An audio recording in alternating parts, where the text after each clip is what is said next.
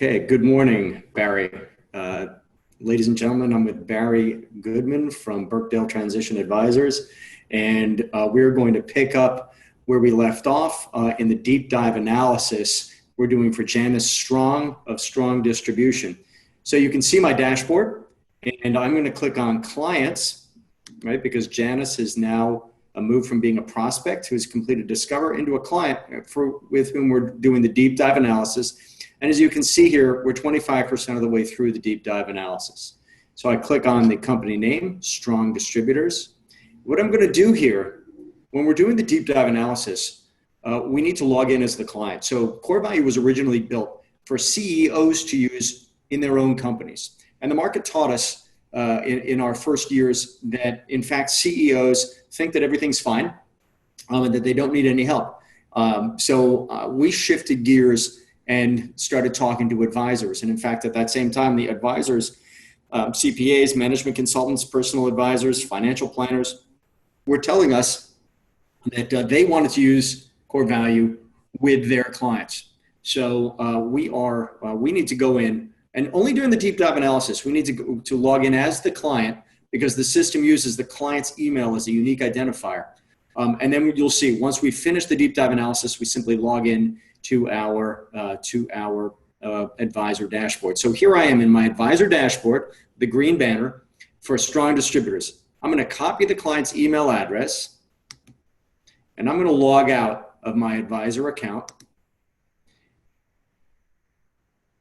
And I'm going to log in as, remember we created an alias yesterday on this G Suite, a Google hosted account. So you can use a Gmail account, any G Suite account.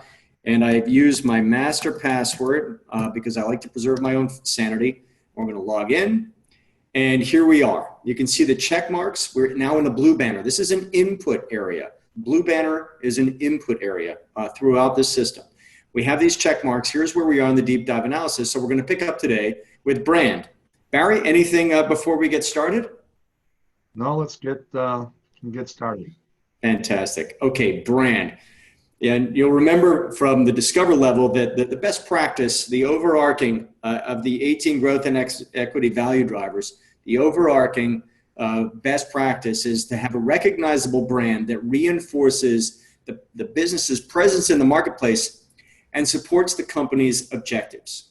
Now, brand is an area that's, I liken it to voodoo. It's not very well understood by most of us out there. We're going to have three subdrivers or indicators of brand. And I'll click forward: awareness, advantage, and protection. Where does our client sit with this intangible asset, their brand? So, Barry, does Janice enjoy high brand awareness that resonates with target customers? And does she have clear documentation that supports the strength and multiple aspects of the brand? And here are our choices. We have documentation that shows our brand rocks.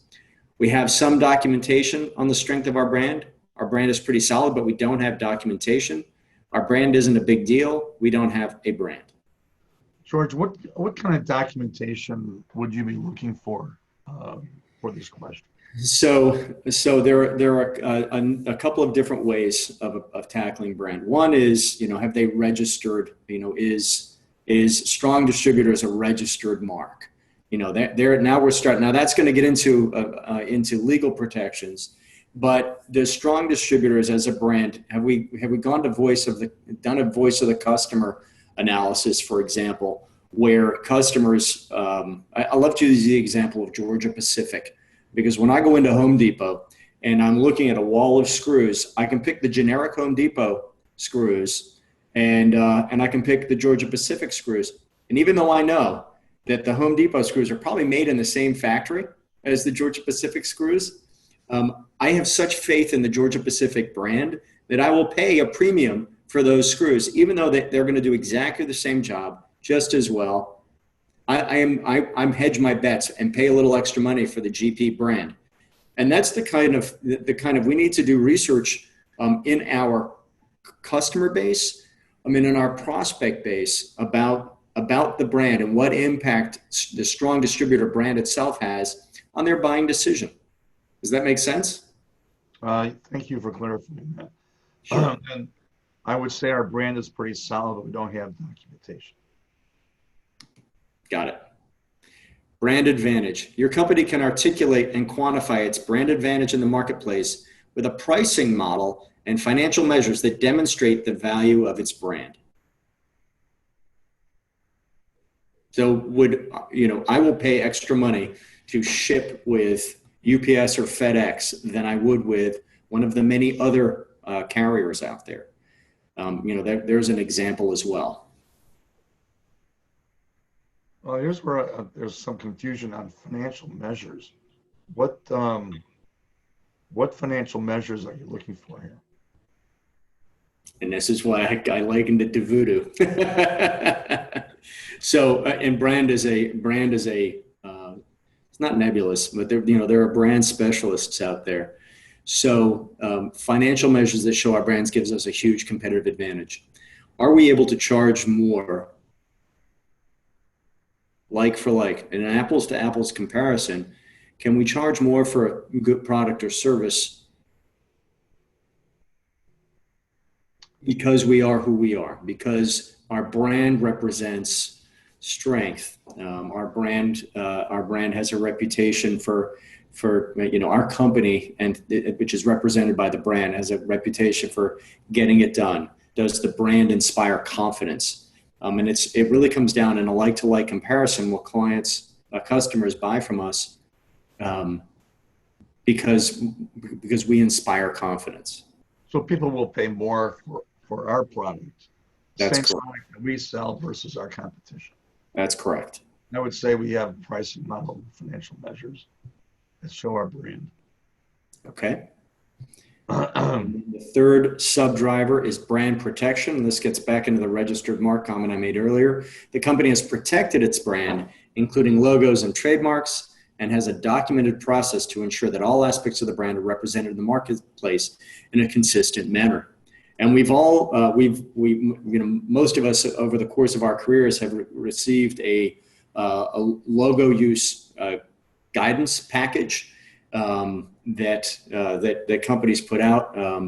I've run into this with, for example, with the SAP logo, the Mass Mutual logo. They want a certain amount of separation. They want to make sure that the colors are the corporate colors, that the font is the right font, that we're using the representation of their brand, which is the logo, in a consistent way so that there's no confusion in the market. We can do a much better job of protecting and managing our brand. Got it. And it's, and that can be done as simply as using, TM, copyright, registered mark, all of those legal protections as well. So we've increased on brand, we've increased our score by 3 points. And there are brand specialists out there. It's an interesting area. All right, now, logically, after brand, we're going to talk about margin and margin advantage and enjoying gross and net margins greater than the industry norm. So quantifiable advantage, margin trends, margin improvement process, and margin advantage. And you can see how these gears are working together in the business engine. And you'll recall the examples we just used when we were talking about brand. So let's talk about quantifiable advantage. Because the company's gross and net margins are consistently above, here's the best practice, consistently above the industry norm and can clearly demonstrate gross margin, net bottom line margin advantage over competitors. So where do you think Janice fits? I think she fits in the net and gross margins are better than most. Better than most. Great. Excellent. Then you can see from an acquirer's perspective, that would be attractive. Also, if I'm looking to grow the business, it gives us comfort that confidence again that we are delivering margin. That means potentially we can outcompete in a race. We can outcompete our competitors. You can provide a history by quarter and trend analysis of both gross and net margins. Clear intersection with financial. Well, here we have the documentation, but we don't have it in a format that shows the margin chart. We do have a presentation that shows the history by quarter. Okay, great. Click forward. Margin improvement process. We have a documented, rigorous process in place to constantly improve margins through efficiency, et cetera. Well, we have a process, but it's not documented. Got it. And sometimes it can be as simple as going out to the market and seeing, there's a company of which I'm aware that's been charging the same amount for a service for about a little over 5 years, same exact amount. Now we know that inflation, why have they not moved their price up? That we know that wages have increased, et cetera. Why have they not increased their price? And why have they not at least pricing to market? And so, there are sometimes looking around, well, we've always charged $99 for that. Well, maybe you should be charging more, and you'd be surprised.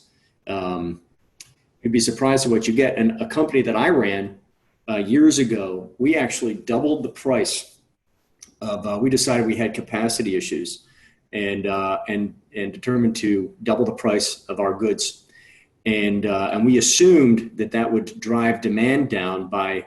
We didn't have any data. We assumed that would cut demand in half. Well, we doubled the price and demand doubled. So the market can have an interesting reaction to price. So we obviously fixed our margin challenges, and compounded our production issues. Go ahead, Barry. George, the perception is the higher the price, the better the service. That's true. I've tried to get rid of clients by just raising the price, and they keep coming back because they think I'm better. That is very true. Very, very true. You got to be able to back it up. In your case, you can. In our case, we could. And we just got to make sure. Now, then we're going to have to watch our customer satisfaction numbers like a hawk. So, okay, you have projections of your company's future margin advantage and can defend. So now we're looking into the future. We have projections and can defend them, or no, we don't have projections. No, we don't have projections. It's actually a common answer. So now the last of we've increased 2.6 points. We started as a 3 after Discover. We've sharpened that up to a 5.6. Margin, obviously very important to businesses. I mean, businesses exist to generate net income, and there's an entire afternoon's worth of conversations. But this is a critical, high priority value driver. We are now going to move into customer diversification, which is the last of our market drivers. So does the company have a well-diversified customer base? And they've scored a 7 at Discover, concentration, trend analysis, and future customer diversification. And, without devolving into a conversation about government contractors, Core Value is very strong in the Washington, D.C. and suburban Maryland and Virginia markets. And there are a lot of government contractors there, and they typically, say, I have one customer. Well, that may be a concentration issue. However, the recurring revenue blasts through. So we created a new industry for government contractor. Well, let's go through this, and we can comment as we go through. So the first of the 3 sub drivers is customer concentration. You have complete customer records and analysis that shows a well-diversified customer base where no one customer represents more than 20% of the company's revenue. And how does Janus do in this department? Janus has absolutely no customer concentration. We have documentation that clearly shows that so she has no concentration issue whatsoever. Right. Fantastic. Trend analysis. You can show historical data and trends to prove continuing diversification. Yes. Okay. Terrific. You have documented and can defend. By the way, I had a company way back early in my career where we really had one customer, and that their stock got cut from $40 to $8. This is a long time ago, and it nearly destroyed the company. You have documented and can defend future projections by customer or product service line of continued or growing diversification.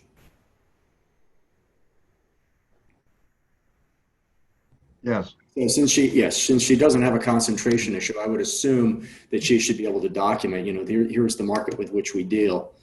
And Okay. part of that is dictated by the industry and the business you're in. Yes, that's exactly right. I mean, if you're a distribution company and you sell products that are widely needed and widely accepted, really shouldn't have a customer concentration. Yes. That you really shouldn't. Except to maybe I'll leave my comments aside. Well, except to maybe some rare situations. Sure. Okay. Well, we've now completed analyzing the market drivers. We're going to move into the operational drivers. These are the forces that work inside the company. And there are some fascinating ones here. So there also tend to be more sub-drivers in these categories, especially in company overview, financial, sales and marketing, HR. So I'm going to jump. This is our first 10, by the way. So I'll click forward, and here we are. You'll see that we now highlight company overview. And it's interesting at the Discover level, people assume that that for an outsider to easily obtain a holistic understanding of the company, that we're really referring to their website. We can do research, we can go to the website, we can go to the LinkedIn and get some info about the company. This is a far more detailed driver. And this is one where a lot of CEOs stub their toes when we challenge them. So there are 8 sub-drivers in company overview. And it is a wide range. We're casting a wide net here. The business profile, the company story, their web presence is called out individually, very important these days. They're a well-defined market, maintaining competitive information, having a strategic direction. 22% of companies do not. Having a trusted advisor, having someone who's a peer with the CEO who can call the CEO out with that level of trust. I personally have several people who will call me out. I know, Barry, you would feel I believe you'd feel comfortable and you'd be welcome to call me out if you think I'm headed in the wrong direction. Is there someone at the table who can tell the CEO, that's a great idea, or that's a bad idea, and here's why? Someone who's bringing a very diverse background. It cannot be overstated how important this is, and then company culture, having the right culture. So let's go through those in turn. It'll take a few minutes, obviously, because this is a deep dive into the sort of the company's, what makes this company a company. So first thing, again, if we're looking at this either from a transaction perspective or from a growth perspective, we need to have a well-organized profile of the company that includes an industry description, which assumes that they understand their industry and their niche in that industry, which we covered in previous drivers. High-level year-over-year sales and gross margin reports, the company history, location of operations, employee count and makeup, corporate and legal structure, and the accountants or lawyers advising the company. And by the way, most business owners have 3 people at the table. They'll have an attorney. This is America. It's unfortunate. I am one. It's a blight. 2, they'll have a CPA. They have an accountant, a tax advisor, who is often the most trusted advisor. And Barry, I know that's your role. And 3, they will have a financial planner, a personal advisor who's focusing on the family's wealth at some level. So those 3 people are at the table. And let's keep that in mind, by the way, as we're going out and intersecting with our referral network and looking to connect our expertise with private business owners, that attorneys, CPAs, and financial planners can be a great source of prospects and may have a vested interest in bringing you to the table. For example, as an exit planner, Barry, your specialty, as a growth consultant, et cetera. So, All right, business profile. Does Janus have a binder that includes all the critical information about the company? And when I say binder, it could also be, obviously a Google Drive, a Dropbox, electronic. No, they don't have this information within arm's reach. Okay. Now, if we're going to be going into a transaction, this is information we need to be able to push across the table relatively quickly. If asked, can the employees succinctly communicate what the company does, why, and how? And to that, I would add their role in doing it.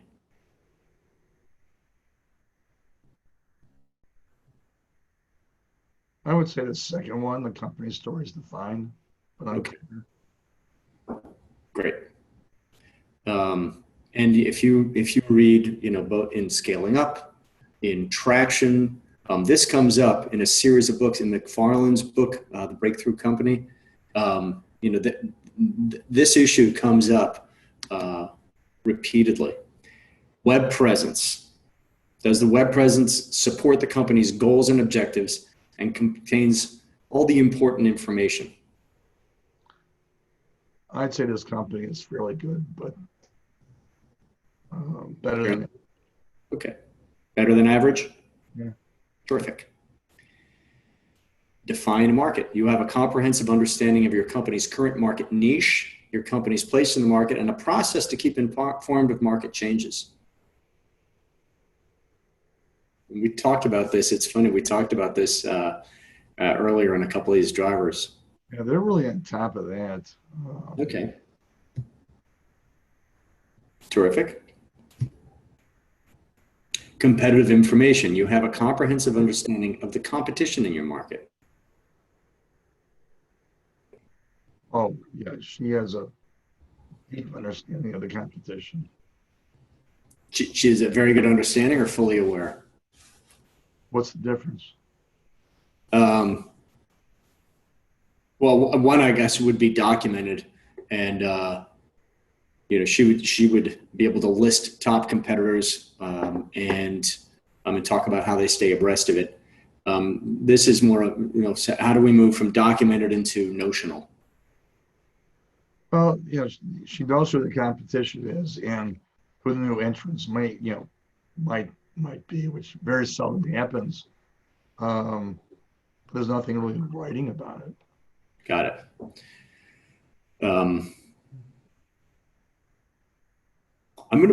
So this is a great example of, I'm going to click the conservative answer, because we may need, this may not be a high priority to have this in writing, but I don't want to overstate. I want to, say that something exists that actually isn't in writing, that we couldn't, that is in Janus's head as opposed to in the company overview. Strategic direction. You have a strategic plan that supports the owner's personal goals. Right? Where does this company head? Where does Janus's story lead? Includes a vision and mission, the business model, goals, objectives, and an executable plan. No.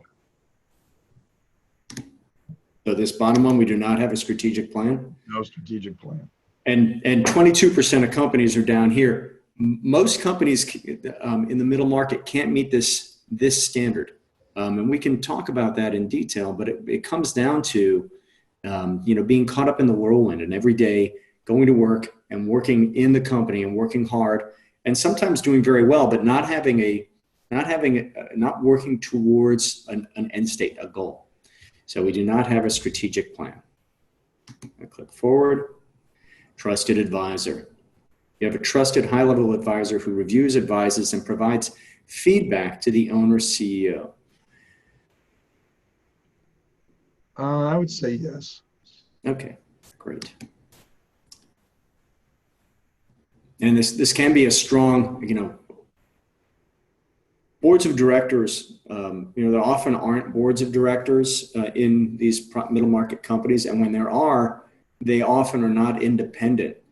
So they're selected because they're friends or advisors or family members, rather than an independent board that is going to give unbiased advice focused on driving shareholder value, right? and that has a fiduciary responsibility to the shareholder class, whether it's an individual shareholder or a group of shareholders. And that can be a strong chairman. It can also be an outside advisor like you, Barry. So, and there can be several, right? Company culture. Your company has a positive and adaptive culture that is aligned with and supports the company's goals. How's the culture at Strong Distributors? It's a tough place to work. It's a tough place to work? Yeah, it's either, has some issues or a tough place to work.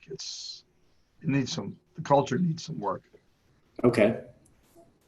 It's not, if I asked 10 people, none of them would give me the same answer. Interesting. Yeah, not a good sign. Okay. I'll click forward. We've now scored company overview. And this scores a 4.8. Some of those sub-drivers, as you can see, are going to be a high priority if we're trying to grow the business. Most of them will be a high priority if we're trying to sell the business. So we can parse through. If we're trying to create predictable revenues and cash flow. Some of these, a few of these will bubble up, especially strategy and trusted advisor. By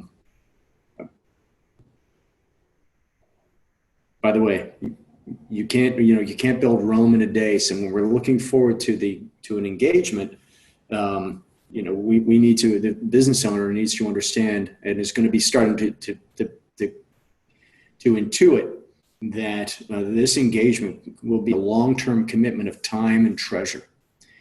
Okay, financial. Very important. So at the Discover level, we said your company's financial matters in order and you follow best practices. And the top score was we'd be 100% comfortable if we were audited. There are 8 sub-drivers, so it's also relatively complex compared to other growth and equity value drivers. So audits. Now, there's a capital A here, but let's think of audits with a small a. You have routine independent inspections and assessments of your company's financial integrity and related processes which provide quantitative proof of that the company has a healthy and standardized reporting structure reflective of the business. So that's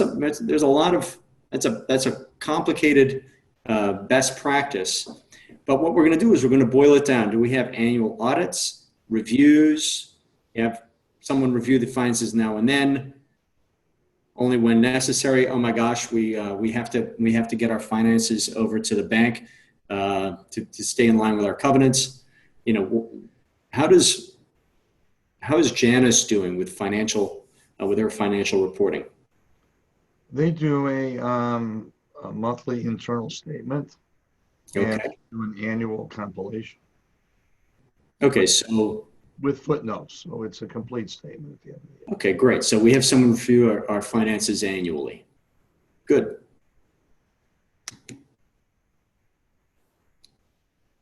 Your chart of accounts clearly reflects the business you're in, enabling fast and effective communication internally and externally, and you routinely generate a set of 3 statements: income, balance sheet, and cash flow. This company does the income statement and the balance sheet monthly. Okay. Cash flow is done by the accountants on an annual basis. On an annual basis. Okay. So I would say that that's pretty good. Yeah. There are a couple of different ways of looking at the finances. Are they managing using their P&L, their balance sheet, and the cash flow? And we'll get into operating reports in a second. If they're managing using those 3, have they pushed accountability down into the organization? And importantly, if we're thinking in terms, as we think in terms of in your practice, exit planning, how credible are these financials? And it sounds like they're fairly credible on an annual basis. It might take a bit of a scramble to update them mid-year. But they have the foundation there. So would you think pretty good is a fair assessment? let me comment on what you just mentioned. Go ahead, please. They manage the business by the income statement. They do not manage the balance sheet. So they're really managing the revenue and the expenses. They don't manage the balance sheet. And they don't You know, push it down to the other parts of the organization. The statements are seen by the CEO, the owner of the company, and the bank, and that's it. so that changes. So where do you think that Janice lands?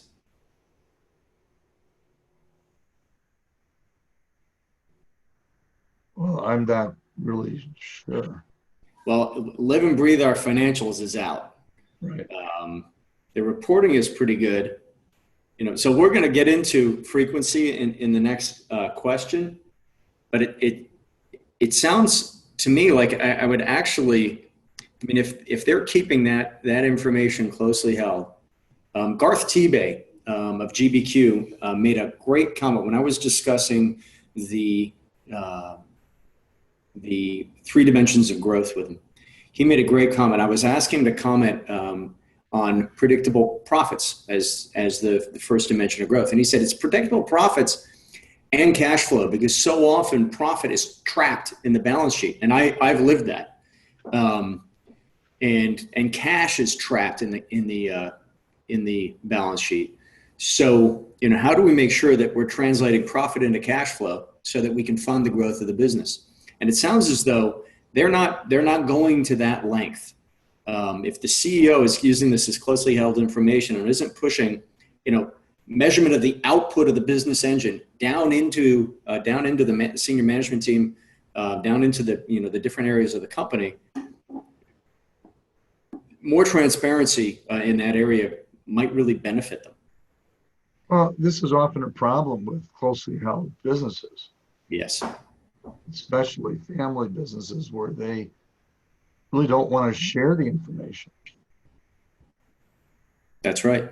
even with the family. Even with the family. Yep. And often for very good emotional reasons and Right. very good personal reasons. I understand. Yeah, I get it. I'm a big believer in transparency. So where do you think they land? I think you had it in the right spot. They could be better. Okay, terrific. Now, we're going to come back. You'll see that Barry and I are starting to have a more detailed conversation on these operational drivers, because we're really getting into how the business is run, and holding the CEO's feet to the fire, which is good. We're really at this point educating the CEO about what the best practice is and helping them understand where they fit into the best practice. And then we can come back and say, hey, if you had more transparency, here's what I've seen in my career. Here's what I've seen. Here's the experience. Here's the outcome, et cetera. What do you think of? Financial operating reports are routinely generated and used. Operating reports are routinely generated and used by management to review your company's performance and to make operational decisions. And these can be flash reports. I love, just because we're in financial doesn't mean we can't measure non-dollar sign numbers. And I often use the example of the phone being answered on the first ring. What does that say of the organization? Or if salespeople understanding their one number.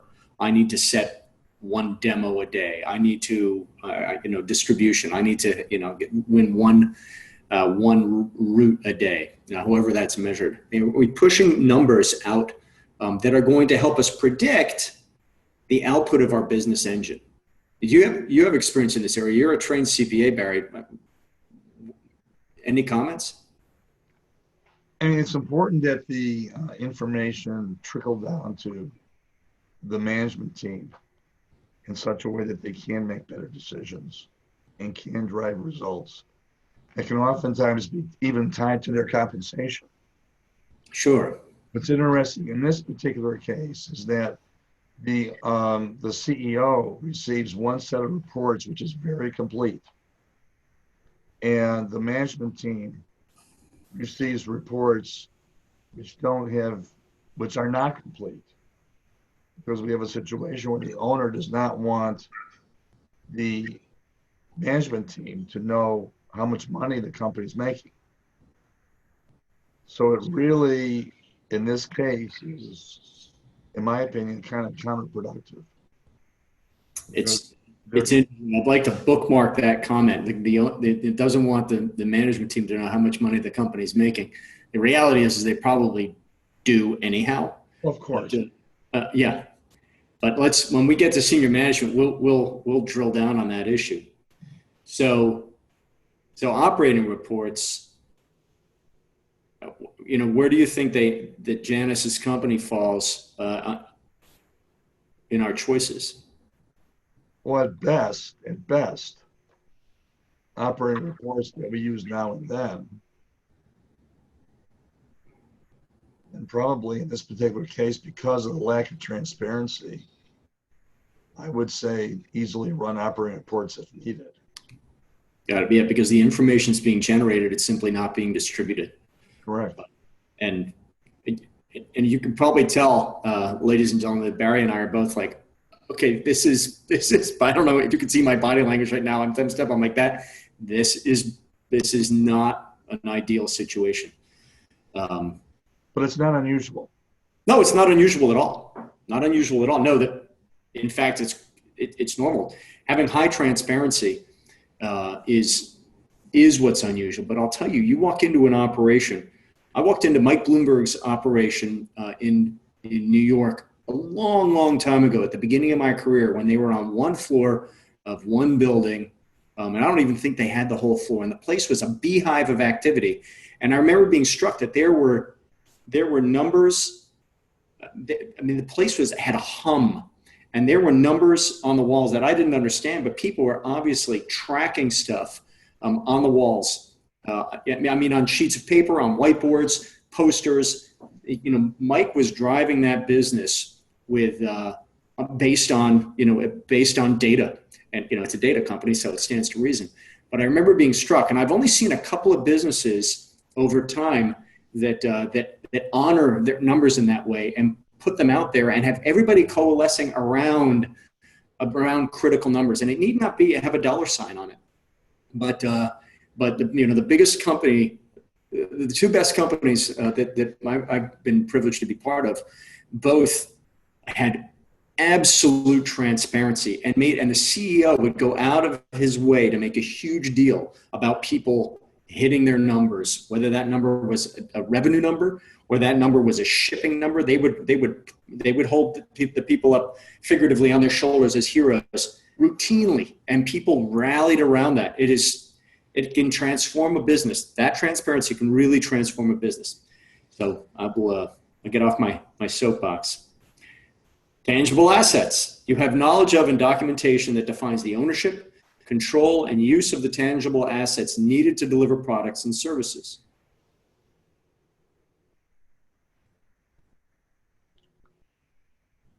So how does that work into take this particular case, a distribution company. Really, you're getting product in and you're marking it up and you're shipping it out.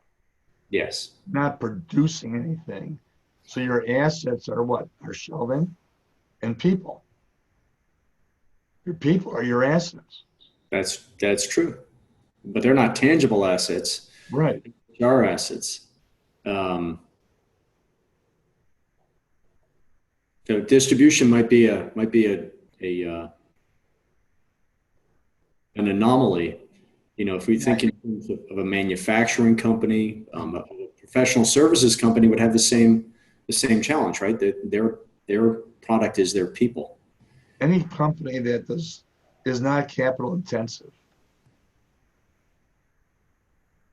I'm not sure how this fits in, so I'm trying to understand that question. Well, it might be that for this industry, this question is a low priority. It might be a low priority. It might be that this asset questions is answered when we get into senior management and HR, more than if this was a manufacturing company and I had a $250,000 Akuno machine sitting on the shop floor. So So for this company,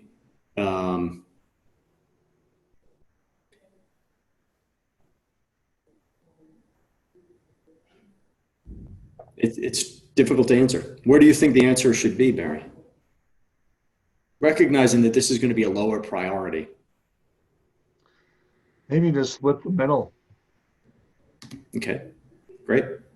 Yeah, our first, yeah, I agree with that decision. Intellectual property. We have a thorough understanding of our company's IP.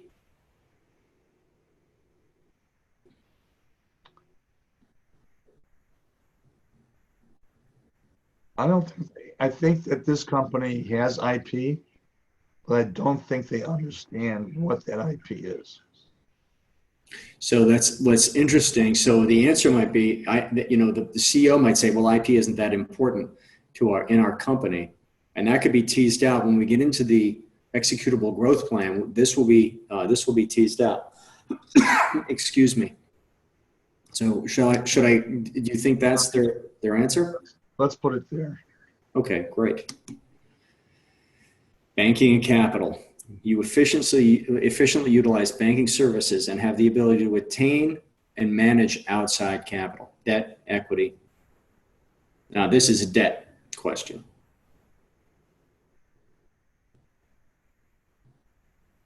Well, they have a solid banking relationship. And yeah, I would say they get most of what they need from the bank. Okay, good. Yeah, if you ever need, times have changed. It used to be that you'd have a good relationship with your banker, you'd work on that relationship, and that if you needed cash in a pinch to take advantage of an opportunity, or you had a hiccup in cash flow, you could literally walk in, and this isn't that long ago, right? You could literally walk in and shake hands on getting a line of credit, getting your line of credit up or establishing a line of credit, and do it very quickly.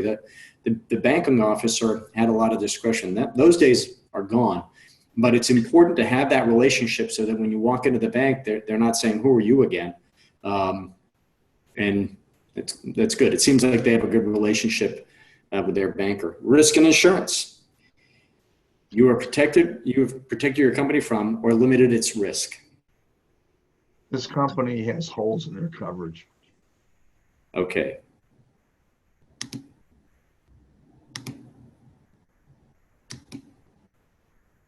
You have a complete understanding and fulfillment of all tax obligations. They have a pretty good idea. Okay. Great. So I'm going to click forward and let's see how we did in financial. We've lost half a point from a 5 to a 4.6.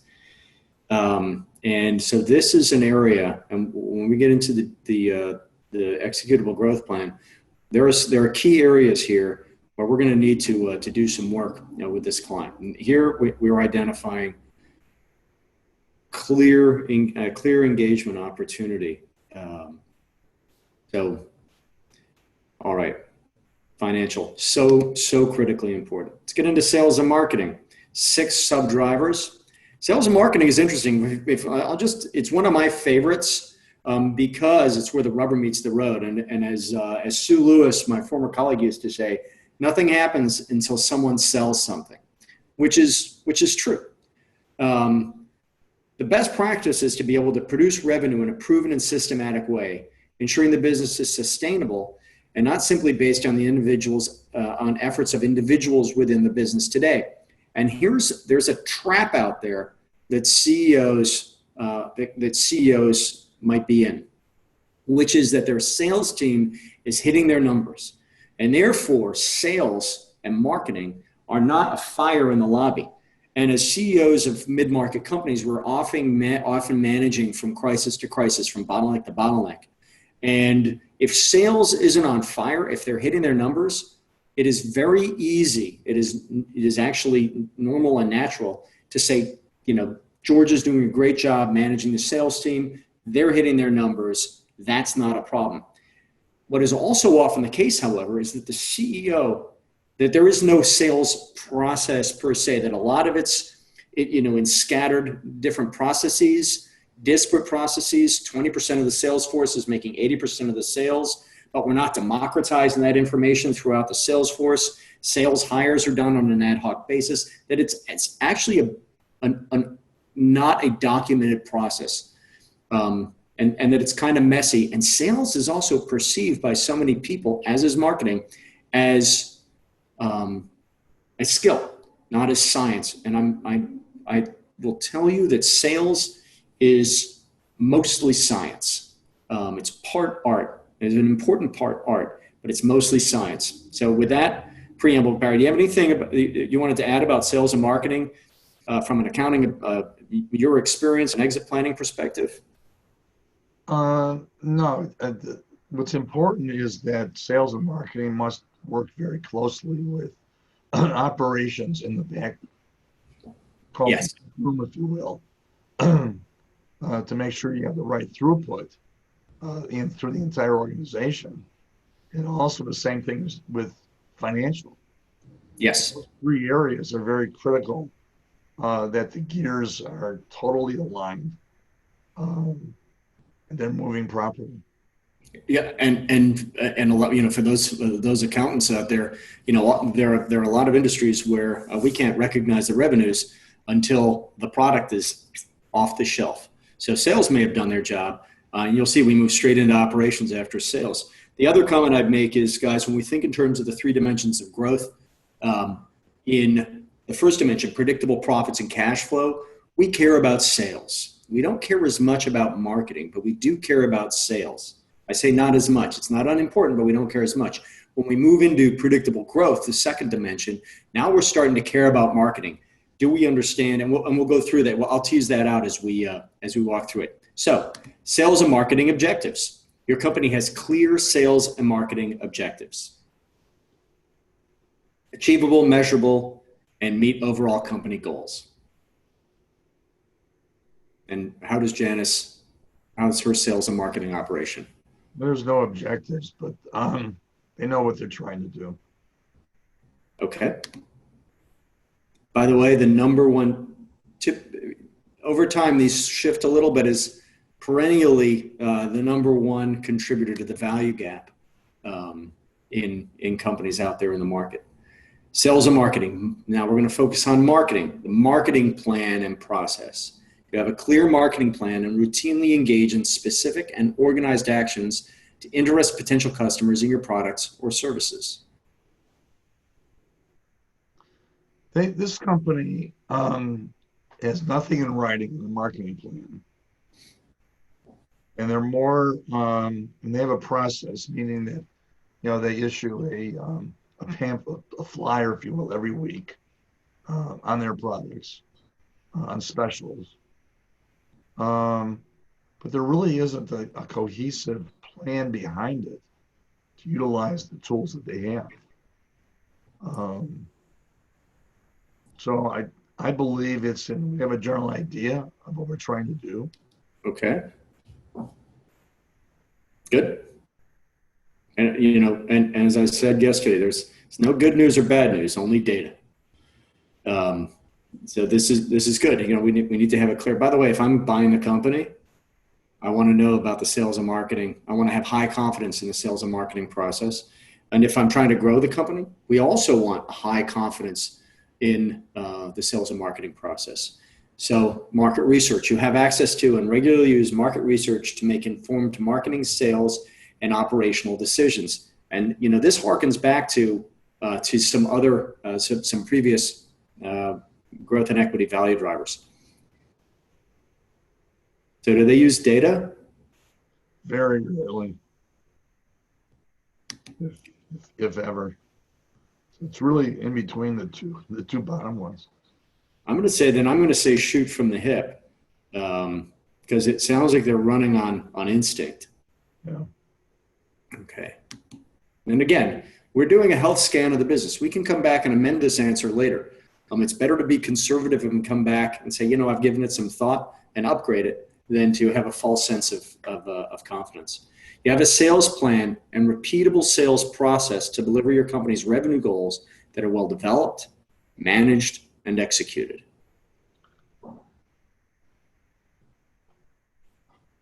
They don't really have a formal, they rely on their salespeople. Okay. And when we think in terms of professional services firms, this is a weakness, a common weakness. You execute contracts between your company and your customers where possible, or have documented payment and delivery terms. And let's think back to recurring revenue. Here we are. What is the sales team doing to generate recurring revenue? How confident are we in these revenues? Well, we're fairly confident in the revenues, but we don't get signed contracts. Okay. So they don't get signed contracts. So we don't. They get purchase orders. Okay, they get POs. So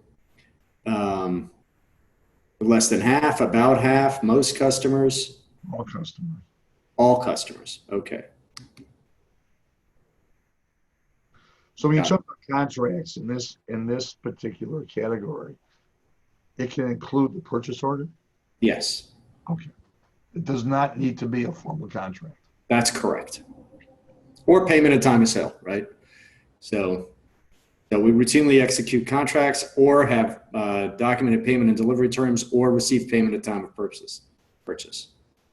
So I think in this instance, they're top of the charts. Is that correct? Mm-hmm. Yes. Okay, great. Sales and marketing metrics. You regularly measure how well your company is meeting its sales and marketing objectives. Oh, they're all over that. They know. Okay.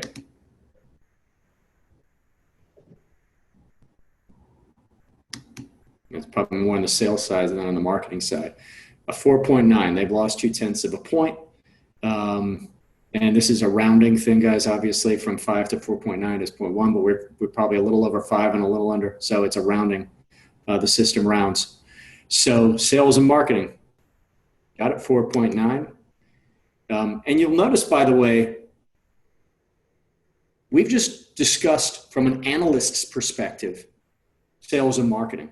It doesn't mean that we need to be a sales and marketing guru, but we're saying here is the best practices. I can make you aware of the best practices and help you understand where you line up with best practices. Now, if your sales team is hitting their sales and marketing objectives, let's write it down. Let's document it. There's 20% of the sales force that's generating the sales. Let's have them write down what they do. How do you do it? Let's distill it into a process and then see if we can distribute that process and make other salespeople more successful, or at a minimum be able to show, for example, an acquirer how those salespeople are successful, and say, listen, here's how our successful people do it. And this is what you're going to want to recreate. So doesn't mean you have to be a sales and marketing guru to talk about sales and marketing. And that is true across, you saw we had a conversation about brand. You don't have to be a brand expert to say, hey, what are you doing to prove that you have a brand that's worth anything? And it could be that the brand isn't. All right. Now, Barry, you said it earlier, operations, right? Is sales talking to operations? Because the best practice is to have for operations to be able to deliver on the sales promises made to the market in a systematic and process-driven manner. 5 sub-drivers: delivery objectives, process, performance metrics, industry standards, suppliers, and contracts. Bit of a catch-all. I'll click forward. You have operations objectives that are executable, measurable, and updated regularly.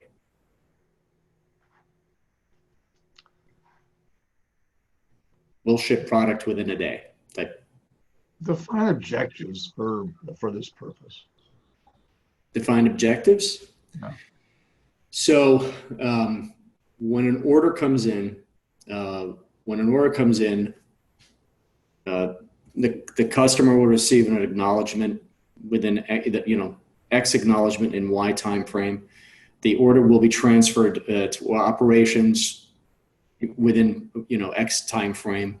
The product will be packaged and shipped in X time. How do we make sure that we are timely meeting the promise? If I purchase, in fact, I'm going through it personally right now. I just purchased something online, and it said available now, and I gave them my credit card, and I just get an email that it'll be available in October. Now, we can talk about all the negative impact that has. It's not a high dollar item, but it was enough dollars that I'm like, really, you're going to sit on my money for several months. It doesn't taste right. And you should have told me when I was ordering it that it wouldn't be available, not tell me that it was going to go out soon. So the objectives is, how do we meet the customer's expectations? And do we have a process to do it? Or do we simply say, well, yeah, we just, we give the order over and they react to it? Are there standards that people are being held to? Does that make sense? Are we talking about written standards? Yes. Okay. This company has those standards, but nothing is in writing. Got it. There's no communication with the customer, and it goes through a unwritten process within the company. Okay, so I would have to say we don't have objectives, even though they may have them in someone's head, and you may have a couple of people who work well together. But if Bob leaves the company for one reason or another, does Jane know what she's supposed to do, or have we created a hole? If there isn't a manual, it's at risk. So I would say that they don't have objectives, even though they might argue that they do, but they're in someone's head, not written down. Right. Okay, great. That's why I asked for clarification. Sure. And the same holds true for professional services firms, for manufacturing, right. Et cetera. You have clear and documented operational processes such that an outsider could learn them quickly, easily jump in, and be effective. We would have to spend time teaching someone. Okay. OJ, on-the-job training. You regularly measure how well your company is meeting its operational objectives, driving its processes, and making good on its commitment to customers. The last one, they don't use performance metrics. Industry standards. You follow or comply with industry standards ranging from government regulations, best practices, and independent certification. You see ISO certifications, et cetera. Yeah, the whole ISO is interesting.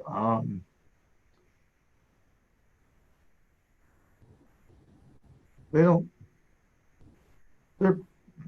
can probably do a better job. Suppliers and contracts. You have written supplier contracts defining the relationship between your company and your suppliers, excuse me. Well, if written here is defined as purchase orders, then they have purchase orders with every one of their suppliers. Okay, great. I will click forward, and we've added 0.4 points. So we're at a 3.4. This is an area, again, as we're going through this with the client, where, and they're hearing themselves tell you that they have issues. So I think we should stop here for today. We have another 5 growth and equity value drivers to cover. And these 3 are fascinating. We'll cover those in our next meeting. And then that'll give us time to review, to do a high level review of what we've learned about the company and how we might start communicating that to the client. Does that make sense, Barry? Absolutely. Outstanding. Okay, well, with that, I'm going to stop recording, and